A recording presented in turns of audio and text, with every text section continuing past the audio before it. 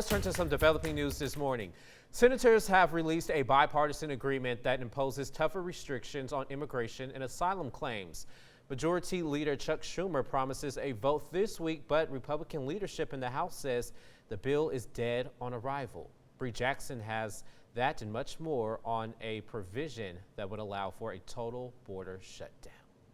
The fate of the bipartisan border security bill remains in limbo. It is a national security crisis, not just a political crisis. It's a national security crisis, and we should treat it that way. The proposed $118 billion measure includes $20 billion for changes to immigration laws, as well as funding for Ukraine and Israel.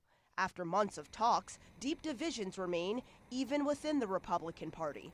House Speaker Mike Johnson does not support it. The product itself is not worth the House's consideration here, and that's why it's dead on arrival. Senate Majority Leader Chuck Schumer warned members what's at stake. This moment, this bill, the actions here in the next few days are an inflection point in history, where the security of our nation and of the world hangs in the balance. Senate Minority Leader Mitch McConnell backs providing more urgent aid for Ukraine, but members of his party criticize the measure, saying it does not do enough to secure the U.S. border. The gaping hole in our nation's sovereign borders on President Biden's watch is not going to heal itself.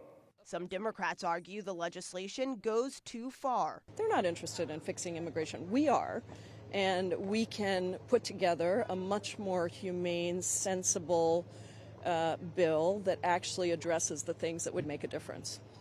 A procedural vote on the border security bill is expected to take place Wednesday in the Senate. The Border Patrol Union, which represents more than 18,000 agents, endorsed the bill, saying while it's not perfect, it is a step in the right direction and would drop illegal border crossings nationwide. In Washington, Bree Jackson, NBC News.